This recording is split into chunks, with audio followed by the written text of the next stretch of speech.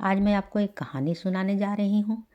हिमालय के जंगल में ऐसे कई पेड़ पौधे हैं। इन पौधे पर लगने वाले फल और फूल सबसे अलग होते हैं। इन पर लगने वाला फल इतने मीठे और खुशबूदार होते हैं कि कोई भी इन्हें खाए बिना नहीं रह सकता है।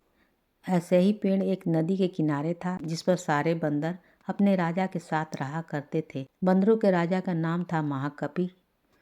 महाकपि बहुत ही समझदार और ज्ञानवान था। महाकपि का आदेश था कि उस पेड़ पर कभी कोई फल न तोड़ा जाए। जैसे ही फल पकने को होता, वैसे ही बानर उसे खा लेते थे। महाकपि का मानना था कि अगर कोई पका फल टूटकर नदी के रास्ते किसी मनुष्य तक पहुंचता है, तो यह उसके लिए बहुत ही हानिकारक हो सकता है। सभी बानर महाकपि के इस बात से सहमत थे और उनकी आज्ञा का पालन करते थे। लेकिन एक दिन एक पका फल नदी में जा गिरा, जो पत्तियों के बीच छुपा हुआ था। वह फल नदी में बहकर एक जगह पहुंचा, जहां एक राजा अपनी रानी के साथ घूम रहा था।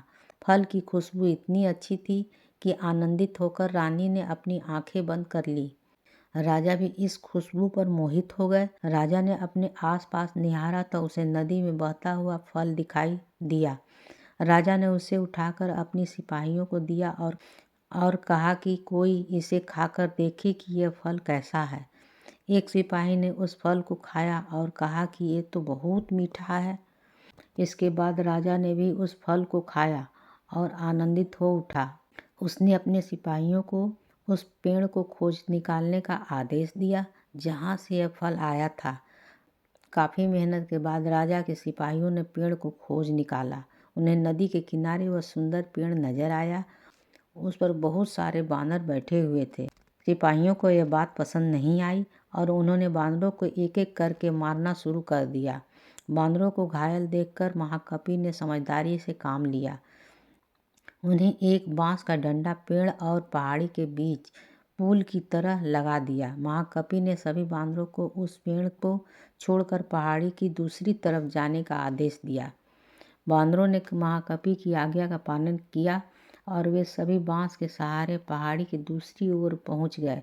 लेकिन इस दौरान डरे सहमे बंदरों ने महाकपि को बुरी तरह से कुचल दिया। सिपाहियों ने तुरंत राजा के पास जाकर सारी बात बताई।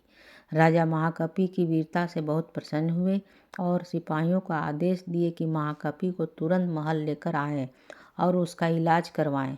सिपाहियों ने ऐसा ही किया, लेकिन जब महाकपि को महल लाया गया, तब तक वह मर चुका था।